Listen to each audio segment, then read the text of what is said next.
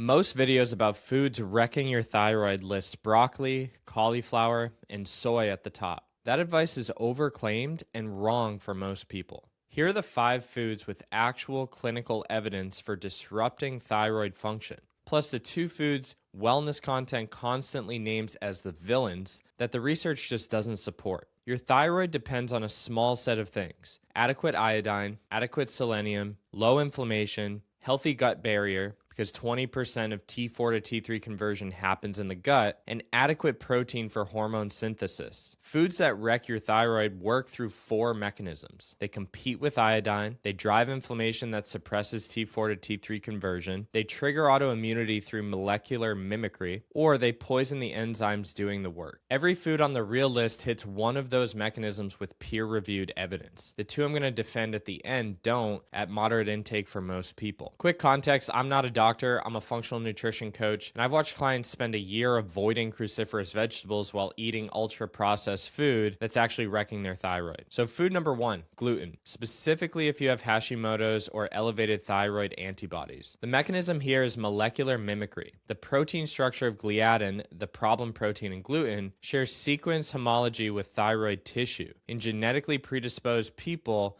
the immune response to gluten cross-reacts with the thyroid gland. There's a study in the American Journal of Gastroenterology that showed celiac patients with Hashimoto's on gluten-free diets had reduced TPO antibodies and improved thyroid function. Multiple observational studies show celiac and Hashimoto's co-prevalence at 4 times the baseline. If you have Hashimoto's or elevated TPO or TG antibodies, strict gluten elimination for 90 days is worth trying. Retest the antibodies at 90 days because most people see dramatic reductions. Food number 2, ultra-processed seed oils. Soybean, corn, canola, cottonseed. The mechanism has 2 components. High omega-6 to omega-3 ratios in modern seed oils drive inflammatory cytokines that suppress T4 to T3 conversion. The processing itself also produces trans fat contaminants that further impair thyroid function. Chronic inflammation drives your body to produce reverse T3 instead of active T3. Reverse T3 blocks the thyroid receptors. You could have normal looking labs and still feel hypothyroid. Seed oils are one of the biggest inflammatory drivers in the modern food supply. The best thing to do is cook with butter, ghee, olive oil, avocado oil, or tallow. Read the labels. Seed oils are in nearly all packaged foods, including foods marketed as healthy. Salad dressings and health bars are often the worst offenders. And food number 3, refined sugar and high glycemic carbs. The mechanism runs through insulin resistance and cortisol. Chronic hyperinsulinemia from refined carb intake drives inflammation. Cortisol elevation from blood sugar volatility directly suppresses TSH and impairs T4 to T3 conversion. You can't have blood sugar chaos and normal thyroid function at the same time. The best thing to do is eliminate added sugars, reduce refined carbs, prioritize protein and fiber at meals to blunt insulin response. The same protocol as insulin resistance work applies here. And if you're someone who's never actually removed added sugar and refined carbohydrates from your diet for at least 30 days, I'd encourage you to try it and see how much sugar is impacting not just your thyroid, but so many other systems in your body. And food number 4 is alcohol. The mechanism has multiple layers. Alcohol has direct toxic effects on thyroid cells. It reduces T4 to T3 conversion, it depletes selenium, which is required for the enzymes that do that conversion, and it disrupts gut barrier function, which impacts the 20% of conversion happening in the gut. Balhara's review in Indian Journal of Endocrinology and Metabolism showed alcohol's effects on thyroid are dose dependent. Heavier drinking, worse suppression. Aim for fewer than 2 drinks per session, ideally under 5 drinks per week if you have any thyroid symptoms. And food number 5, iodine competing halogens. Fluoride and bromine specifically. The mechanism here is chemistry. Fluoride and bromine and chlorine sit in the same column of the periodic table as iodine. Your thyroid can't tell the difference. These halogens compete with iodine for uptake into thyroid cells. Chronic exposure means less iodine reaches the gland. Ashley Malin's research and environmental research documented fluoride exposure correlating with higher hypothyroidism rates, especially in people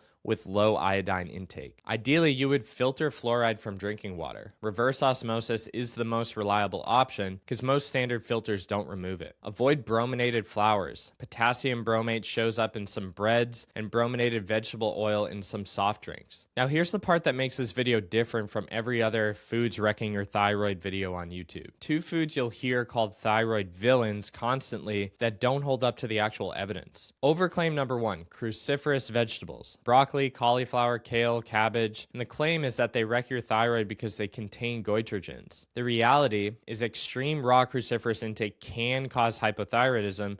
There's a case in the New England Journal of Medicine of a woman who ate 1,000 cups of raw bok choy over 2 months and developed severe hypothyroidism and coma. Moderate cooked cruciferous does not cause thyroid problems. NIH-affiliated reviews conclude that moderate consumption of cooked cruciferous poses no meaningful thyroid risk for people with adequate iodine. Cooking rapidly deactivates the enzyme that produces the iodine-blocking compounds. Even raw cruciferous at typical intake is fine. 1 to 3 servings of cooked cruciferous vegetables per day is beneficial, not harmful. Just don't eat 1,000 cups of raw bok choy in 2 months. And overclaim number 2 is soy. The claim is that soy isoflavones inhibit thyroid peroxidase and drive hypothyroidism. But the reality is a 2019 systematic review of scientific reports found no significant effect of soy on TSH or T4 in adults with normal thyroid function. Effects only matter if you're iodine deficient or on thyroid medication.